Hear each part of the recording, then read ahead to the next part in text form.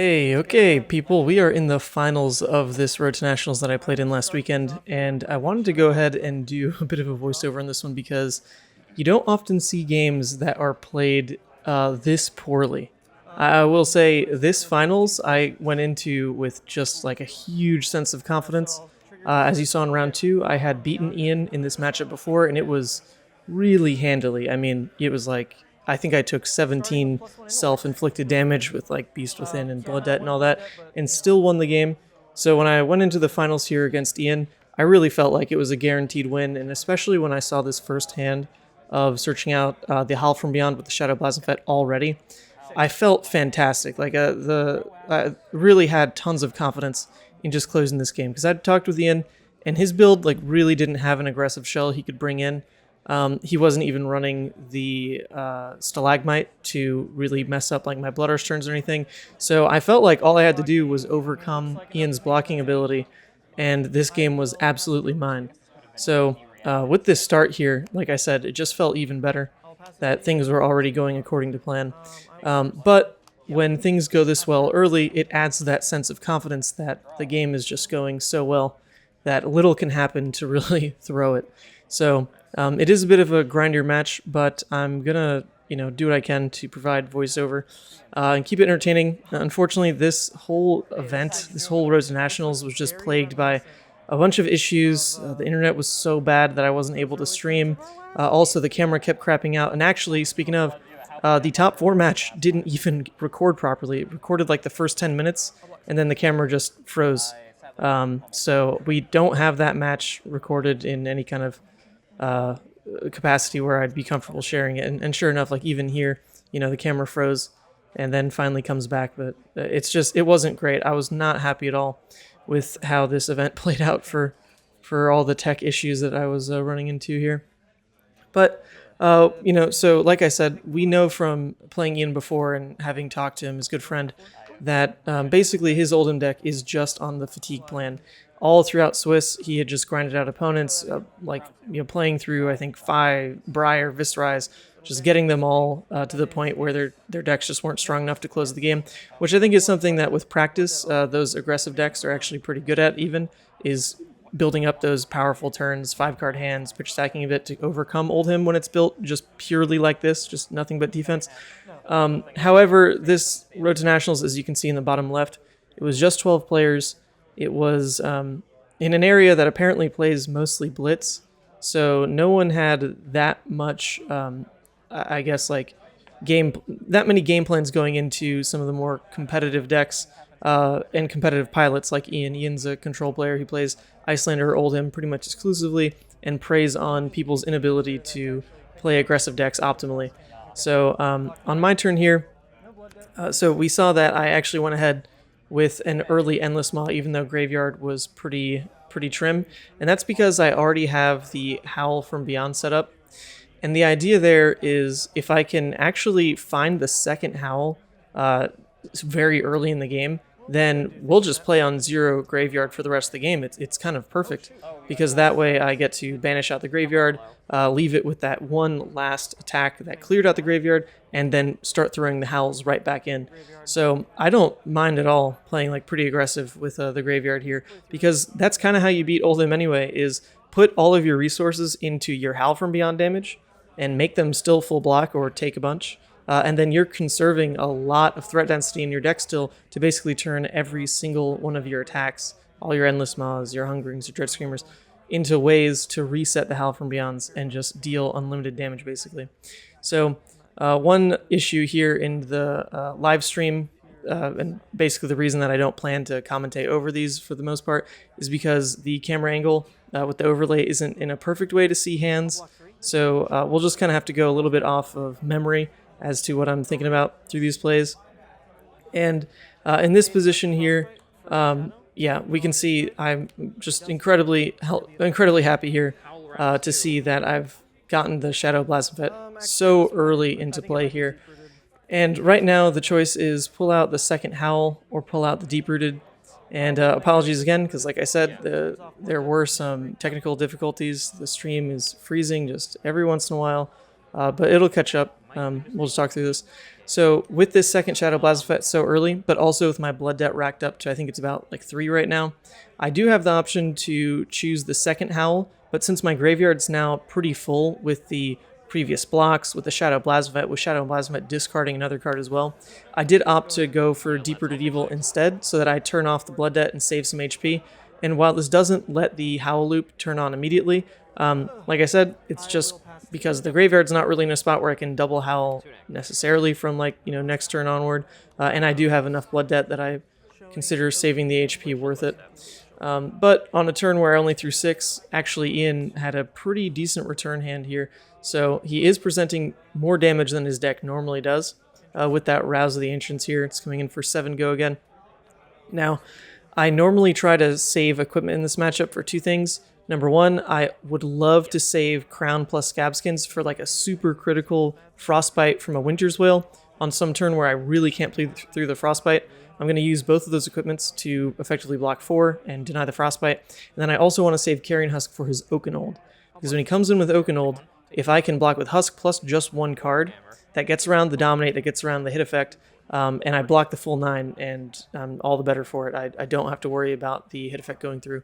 So that's what I'm really prioritizing the armor pieces for here in this matchup. But there are other things that Ian can throw, like there's Spinal Crush, there's the stuff like we just saw, Rouse, that still are decent damage that either threatens my hand or threatens HP, but I'm not super concerned in taking a lot of damage because Oldhim has a hard time closing the game unless I'm very, very low and like a, Dominate Glacial Footsteps actually can force end.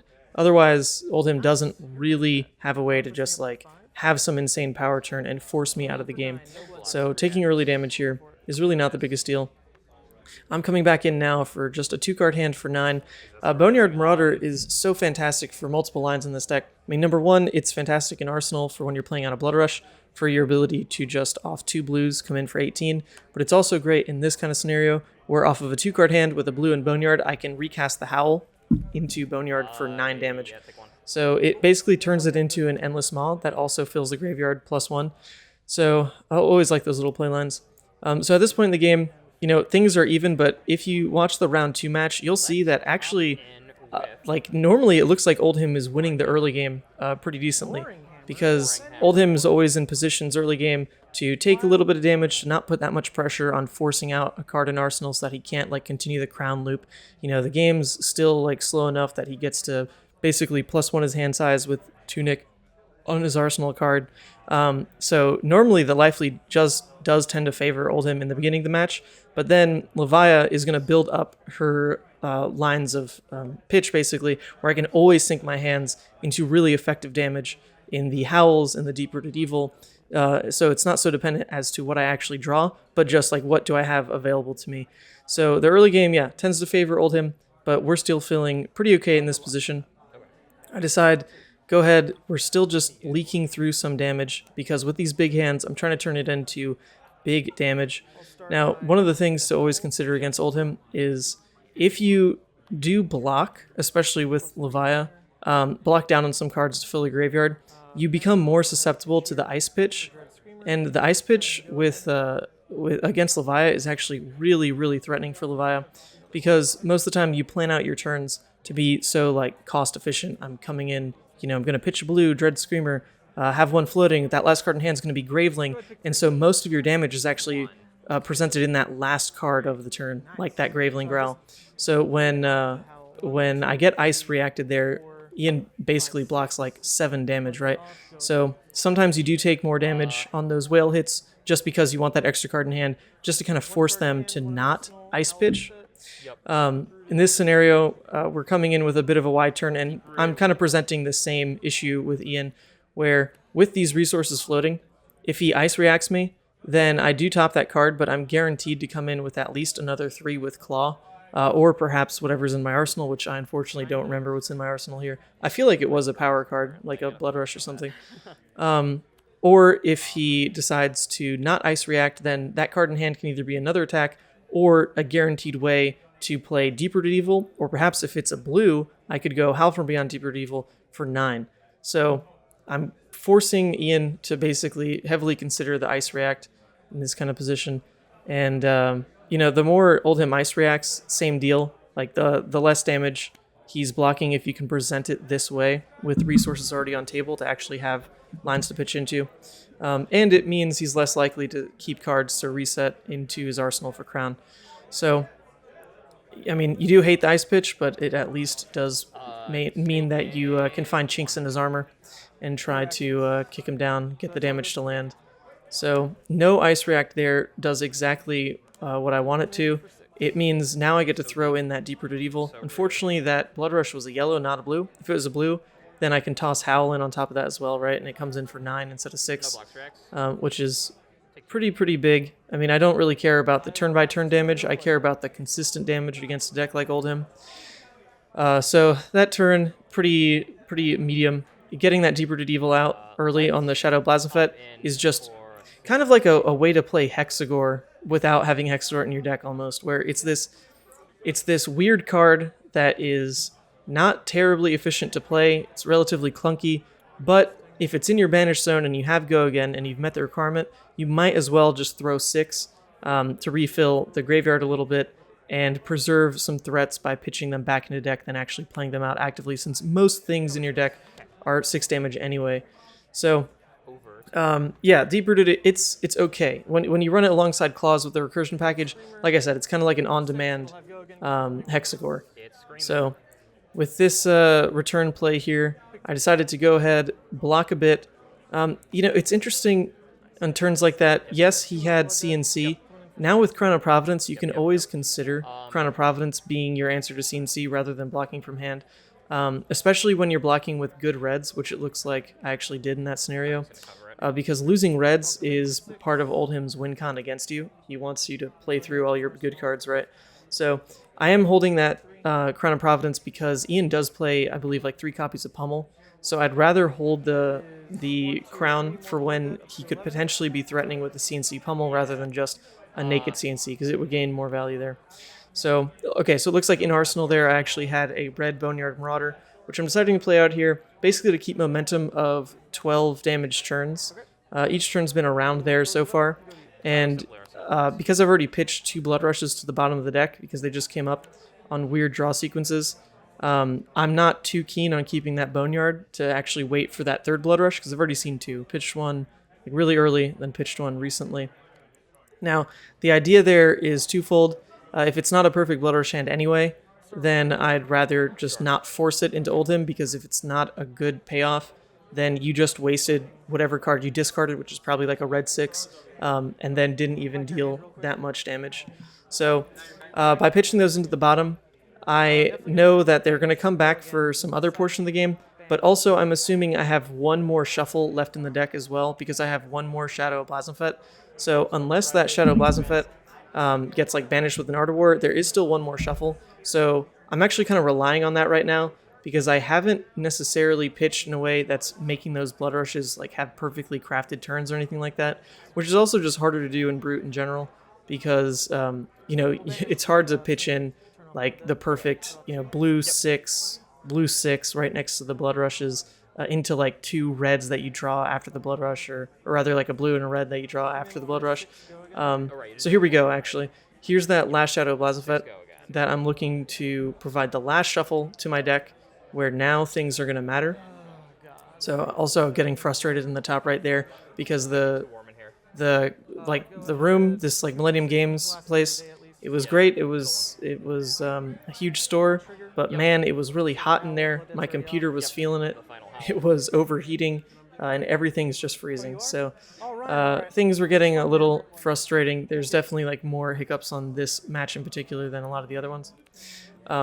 So then with this last Shadow Blazafet, it does actually hit. I mean, I kept a big enough hand to where I was really hoping it would hit, and it's kind of perfect when you play it out in the late game alongside the Art of War, because then you can actually banish what I just did with the Howl from Beyond and not worry about the Blood Debt not being turned off yet. So in this turn, he does opt to Blizzard now, try to negate the Go Again given by Art of War. And this is always tough, because if you let the Blizzard resolve, then it pretty much means, like, you know, you didn't deal that much damage. Oldhim's just going to block your 6 really easily, keep another card, swing a hammer, and it's completely the game plan he wants to be on. He didn't leak anything through. So paying for Blizzard is always, something that is basically guaranteed to push some sort of damage, because if they're sacking the entire card to try to negate Gogan and you can pay around it, then they're just left with 3, and a normal Levia turn is going to present 6 base without Go Again, and then hopefully 9 with Go Again. But you see in this situation, I overpitched here as a way to play around the Ice React, but I'm giving Ian full information that my the rest of this turn with Go Again is really nothing special. It's just going to be a Mandible Claw. So all of a sudden, turn just becomes 9 damage. I mean, I did now get the double Howl loop in play. I have done the final shuffle of the deck, so it actually feels pretty decent to pitch back some reds here. But it's nothing crazy. We see Ian just playing his defensive game plan. Brothers in Arms, another great card in just adding to the Oldhim game plan of using floating pitch to defend well. I mean, he normally has 1 floating anyway after Crown and Rampart, and then gets to pump the Brothers in Arms. Feels pretty good. Turns 1 blue pitch into a 4 block, basically. It's really, really, really strong. So now, as the turn plays out, he decides to go ahead, just keep up the HP, block a bit, even though I've got the lead here now.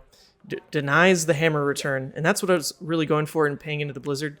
Was I wanted him to skip a beat somewhere, either in setting up Arsenal or returning with the Winter's Wail, because I don't have Arsenal right now, and not having Arsenal is really, really scary in this matchup, because one of your loss conditions is just not drawing a hand that turns off Blood Debt.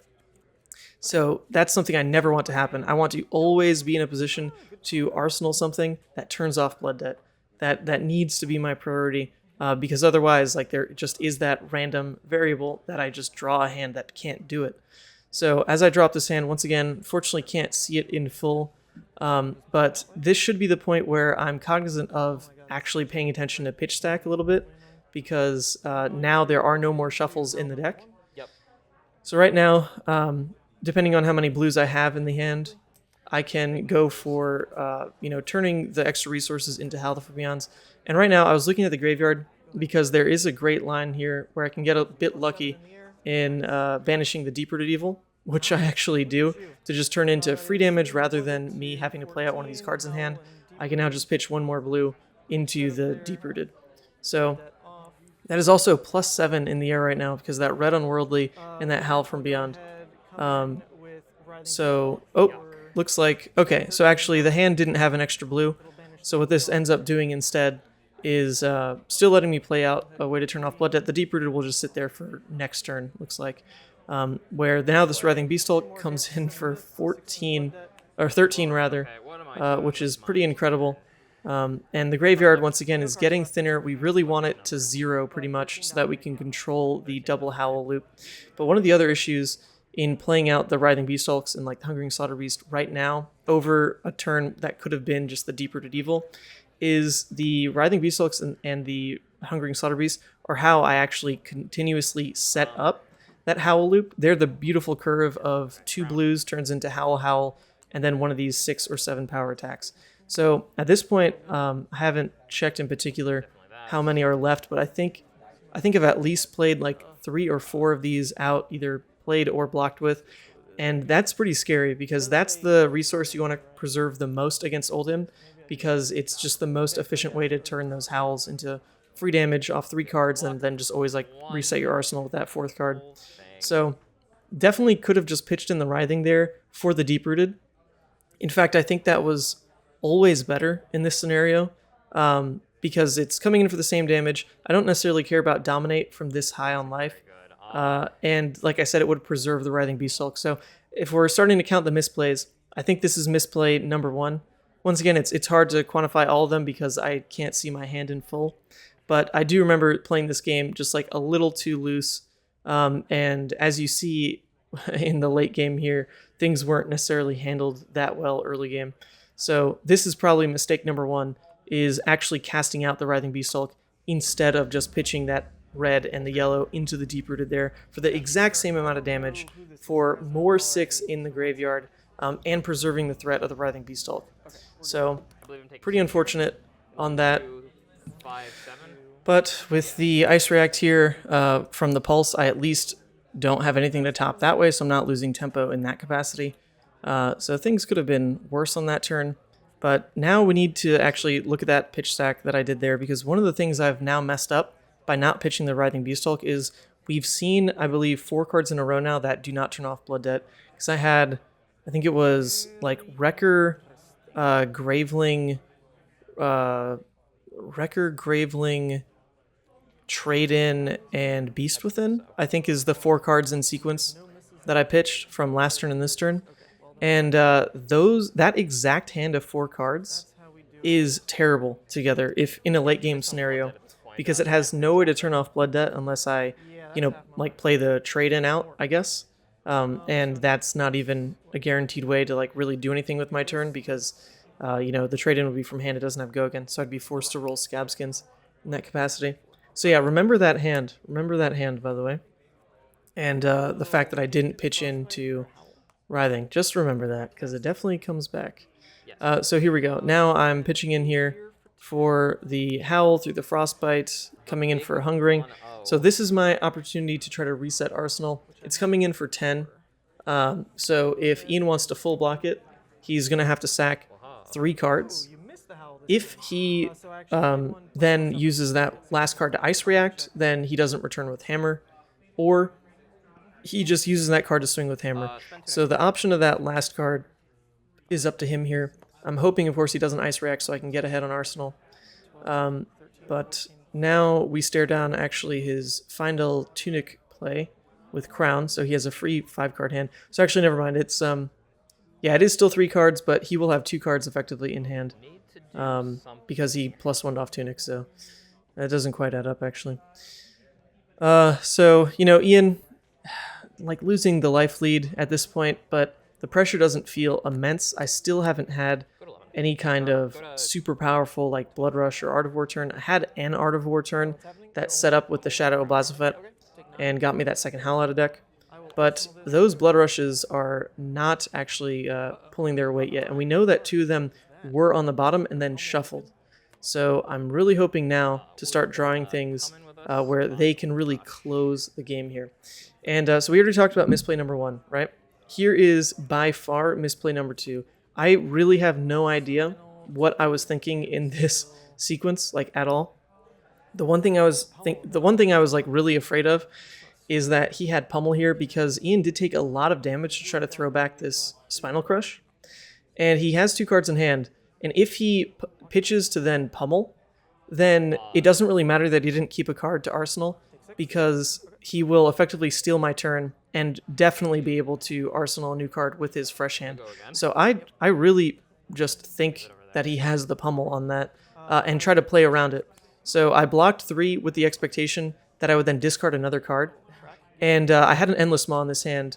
So the idea was he's going to Pummel it, I'm going to discard that extra card and then still come in with Endless Maw for 9 and not really care that the Spinal Crush hit effect went through. But since he didn't pummel it, I have an extra card in hand, and then I think, okay, well, I might as well turn this extra card into damage then. And how do you do that normally? You roll Scabskins, and Scabskins gets around Spinal regardless. So then I'm thinking I'm really smart that this worked out in my favor anyway. So I go ahead and roll, and unfortunately it's a 1.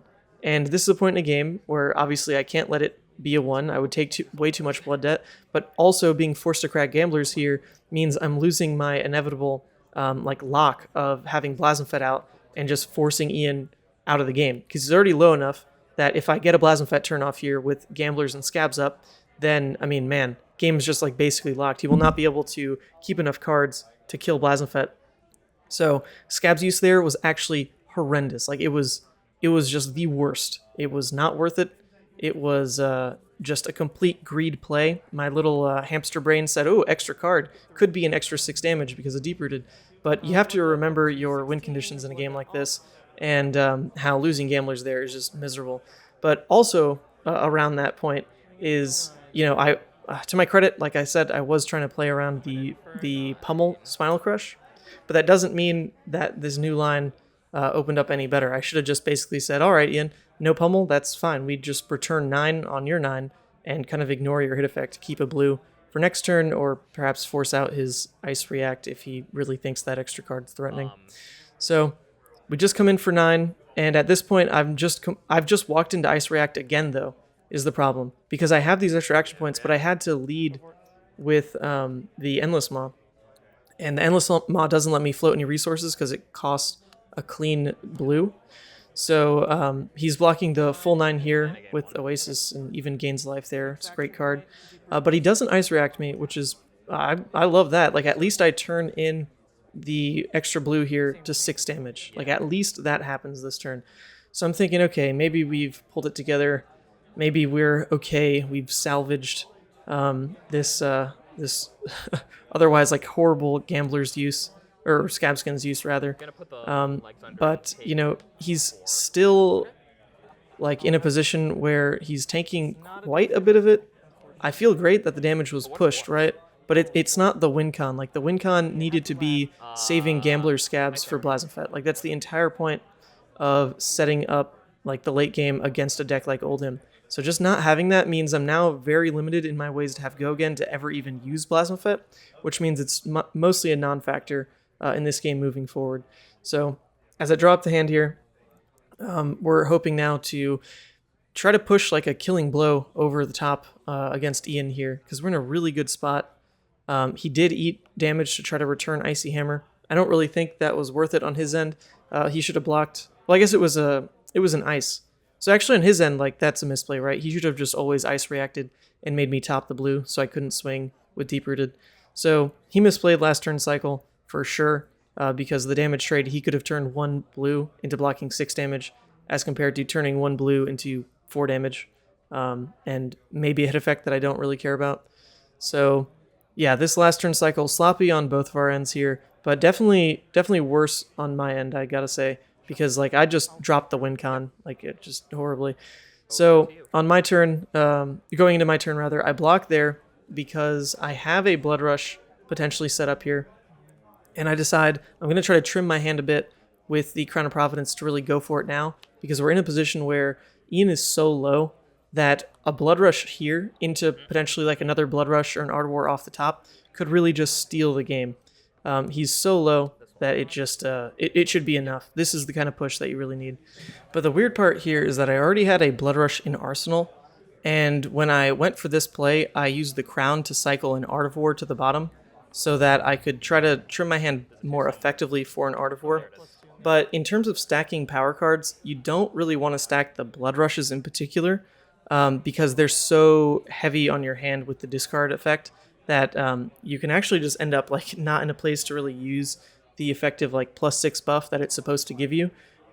You only normally end up giving, you know, +2 on the claws, +2 from the other one, and then like +2/+2 on something else. So when you stack Blood Rushes, it tends to only net about 8 damage, whereas if you just spread them out, one Blood Rush tends to net like +6 damage.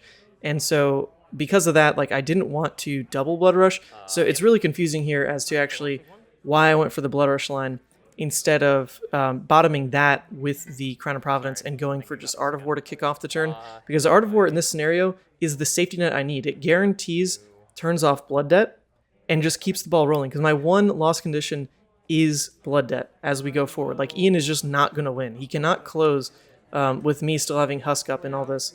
So with the line we went for, we really gambled, and it was horrible. Because as we saw, I discarded a Red Dread Screamer. And even though the other card was a blue Deadwood in hand that like had a chance of turning off Blood Debt, as we see right here, it doesn't turn off Blood Debt. And worse than that, I didn't even get like a full Blood Rush turn out of this because I had to play around the Ice React. So I only came in for 16 damage, which is, you know, an above average turn sequence, but I'm going to take 14 Blood Debt. Like, this was horrible. Like, I literally just threw the game right here. And it was just off of poor decision making. It wasn't even that I really trusted in the top of my deck. It was more so that I guess didn't, like, I don't know what I'm planning with this Arsenal Blood Rush. Like, I'm not sure why I wasn't thinking about playing around that card more than the immediate hand I had. Because if I'm thinking about that Arsenal Blood Rush, then I bottom the Blood Rush there, keep the Art of War, and try to go in for that kind of turn, which is normally a lot more powerful because it guarantees a way to turn off Blood Debt. You can like end your claws with like a swing big if that comes up instead. of needing a way to turn off Blood Debt at the end of the chain. It draws you more cards on a Bloodrush turn. It can be, go again to let you come in with 2 real attacks instead of claws. I mean, I had Deep Rooted as a potential extra attack as well. Yeah, it was never right. Never right to try to make that a Bloodrush hand. I should have kept it as an Art of War hand instead. Because Bloodrush, without a guaranteed way to turn off Blood Debt in Arsenal, is always the gamble, right? That's the gamble. You just look at what happened here. I just didn't draw a way to turn off Blood Debt guaranteed, and even with the whiff off the top with Deadwood Rumbler, I mean, yeah, that's just bad luck, but, it's not a position I had to put myself in. So I think a lot of people would have looked at this and just said, oh, it's like unlucky. I think this was just massive throw. Like, there was just no reason to play this turn cycle this way. It wasn't even remotely correct. Looking at board state, it wasn't even remotely correct with like the arsenal that I had been building up, and it gives Ian a way to win. Like, the game's not over. I'm not dead off this Blood Debt, but I take 14. I go down to 5. And the problem here is I didn't even leak anything relevant versus Ian. Like, I'm back in the position now where, okay, I can just draw another 5-card hand and try to push through, but I lose Husk. So that gained no value this game. And we're in a position where if Ian actually can, hold some relevant amount of cards, like to pull off an Oakenhold, then I'm just going to instant lose. Instant lose. So we've just put myself in kind of the worst position ever. And I don't even have a way to guaranteed turn a 5-card hand into anything good because I don't have Gambler's Gloves anymore. So I can't even just draw up this hand and say, okay, like, we'll just roll Scabs and try to make it a really big turn if I don't have a Nate go again. I can't do that unless I want to risk rolling a 1 again, which has already happened this game. And we see that actually right now. I had that Doomsday in hand. And that Doomsday in hand is normally like what you keep the Scabskins for, right? It is fantastic. But in this scenario as well, I don't have an attack in hand for me to turn off Blood Debt with that Doomsday. So this is just horrible. I'm fishing here to try to hit Deep Rooted Evil, so I have something of a turn because these Unworldlies are not going to proc on the Doomsday. So I have 2 Unworldlies I can play out at least. I have a red one and 2 blue ones, which I pitched the blue one. So we at least hit the Deep Rooted. Like, that's like the one thing that went my way there, is thank goodness I had a way to actually play a relevant attack. So I think now another misplay coming up, and this is, like I said, I'm just like kind of on tilt here because of how poor that last turn went for me. The other mistake here is I have the ability now to just spend the 2 resources floating for a Howl from Beyond right now, and then pitch another one of my blues, because I have another blue Unworldly, into the Deep Rooted Evil, right? That Deep Rooted Evil would come in for 13 damage, and Ian is not forced to full block it, right? But if he tries anything sneaky, like, ice reacting, whatever, I can instant out the Doomsday and just have that sit on the board, and even though I don't have Gambler's Gloves, that's like this extra win condition on the board that I'm threatening him with, right? And then if he did try to keep a hand, just either return damage, he's now faced with the option, do I return that damage to face, or do I kill Blasphemfet, because that can also just kind of lock me out the game. So this was just completely wrong. The one thing I'm playing around here is the fact that I could set up my graveyard in a way that is just really weak, and not I really wasn't playing for that right now. Like, I didn't want to toss in the extra Howl. I wanted to banish an extra 3 with the Unworldlies, try to trim graveyard back down. But I'm really not in a position to care about graveyard management that much, because we're just, it's just a point of a game where it's not really mine to play with anymore. I'm a lot more dependent now on like what Ian's returning with. The other issue here is it looks like we forgot +2 from that Deep Rooted Evil. So that Deep Rooted Evil should actually be 12, not 10. That is horrible, actually. That is massive. Oh my god, I didn't even know that happened. That is a massive mistake, because that was a red Unworldly plus a blue Unworldly on the Deep Rooted. So that's 12, not 10. Wow. I guess we'll see how the rest of that plays out, but holy crap. I can't... this is the tilt setting in. This is one of the pains of playing Levia, is you can see that after that horrible turn of where I realize I'm going to lose this game to myself, I'm now just not playing well anymore, and that is horrifying. That's beyond horrifying, actually. Oh my god. Yeah, so here we go. Ian. Oh, don't tell me. Oh, no, no, no. Oh my god. This is embarrassing now, because we're in a point where if he had taken the 2 damage, he'd be at 2 life, right? And I actually have Reckless in hand. Oh my god. Yeah, this was actually insanely bad. Because if he goes for this line at 2, he doesn't have an arsenal for Crown to prevent. So I could have just Reckless here and won the game. If we'd remembered that +2. Although, you know, it also would have changed things around. I'm sure how he blocked or how he played this turn. But, wow. All right, so here, everyone learn from this, folks. This is just like a horrible, horrible game. Just all because of a tilted mindset. It's, I kind of just let the game go when it actually wasn't over yet. But made finals, and, you know, I had a lot of gusto going into this match. I'd already beaten Ian. I really felt confident, and just kind of threw it poorly, threw it terribly. And I don't lose immediately here. I mean, even though he's coming in for 8 dominate, I can block 4, go to 1. But the issue here is now at 1, without any equipment up, he can just return with Icy Hammer, and it gets really bad, because now it's always going to demand 2 cards for me to block it, and I'm not really in a position to, off of 2 cards back into him, to ever really force him down enough that he can't return the Icy Hammer. So I'm basically locked now at 2 cards in hand for the rest of the game. So yeah, game's pretty much like effectively over right now. I mean, it was over from just a lot of little sloppy things in the beginning, that Writhing Beastalk for 1, for sure, and then this scenario as well. Yeah, so actually, okay, funny enough, you look at that 4-card hand, it was a Blue Dread Screamer, it was the Endless Maw and Art of War and Reckless. I could have, even though it had Dominate, I could have played the Art of War, pitched the Blue Dread Screamer, and just said +1, you know, defend from Arsenal, whatever. And then in reactions, play the Reckless Swing, discard the Endless Maw. And that's just game right there. So I even had a way to force the Reckless to work through Dominate. So, man, that is actually going to eat me alive tonight. I'm not going to sleep well tonight knowing that this all just happened off the back of missed damage. On top of just sloppy play. Man, that is just terrible. Now we're coming through with like our final push with the Bloodrush here. I mean, I've had that Bloodrush in Arsenal in the hopes that, you know, I'd have more of a chance to craft my hand into a proper Bloodrush turn, but with the life the way it is, I'm kind of just forced to make this my last hurrah. And it's nothing too crazy here, like same deal, right? I have to get to the point where I'm forcing Ian down all 4 cards, or he's just going to return Hammer, and I will be locked out of the game.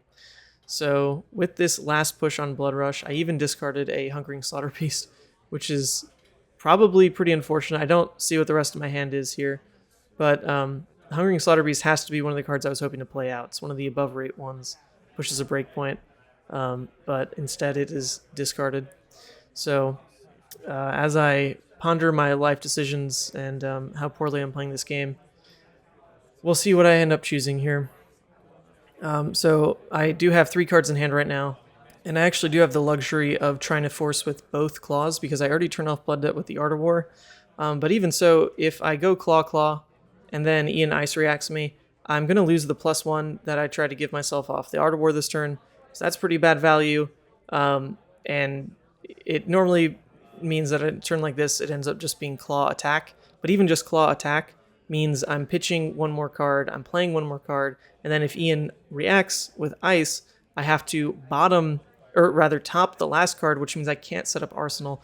So Ice React here is just always a pain in my side, because the one way I'm going to close this game is if I can set up a 3-card hand with Arsenal, and that perfect 3-card hand that I'm trying to look to close that game with in this kind of position is a red Unworldly Bellow or a Writhing Beastalk, and then I need to draw on those other 2 cards in hand a blue, and then the other half of that combo, Unworldly or Writhing Beastalk. So I need to set that up to actually have any chance of closing this off of just the 2 cards in hand that I'm going to be left with after these hammer swings. But even though that's in mind, and that's what I'm thinking about actively at this point, I remember thinking about that, the line I go for here doesn't actually help anything. because I decide to go ahead with Howl preemptively instead of the Claw Swing in the hopes that this is going to make it so that Ian isn't inclined to Ice React me. He'll just, block, keep a card for Hammer, and that'll be that. If I just toss it in now, then he knows, there's not necessarily like go again to help out with here. That's just like, I actually don't know what that line of thinking is at all, because this is Dread Screamer. So in theory, it could have go again anyway. It doesn't on this turn, but in theory, it could have had go again, which would have once again made Ian think, okay, if I Ice React now, that saves me 5 life, because he doesn't get to claw here. So this actually doesn't help confuse Ian at all. If anything, I just like miss 2 damage right now, because same deal. If I, go for the claw first and then he Ice Reacts on that, I can just top the other card, which at this point, I remember what this card is. It is that red Unworldly that I'm really trying to set up. But even so, there's no world where Ian gets to full block this and Ice React and keep a card for Winter's Wail.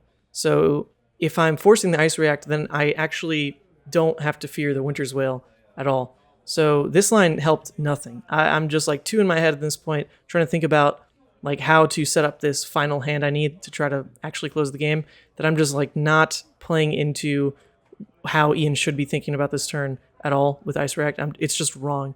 So you can see there was like those 2 minor things in the beginning of the game. Then of course, like the huge blunder with the Bloodrush and the Scabs, that then just spiraled this whole game like out of control. I mean, like the tilt is unreal at this point. I know that there is still a win con, but I'm not like terribly convinced that it's actually going to close the game. But it's what we're trying to play for.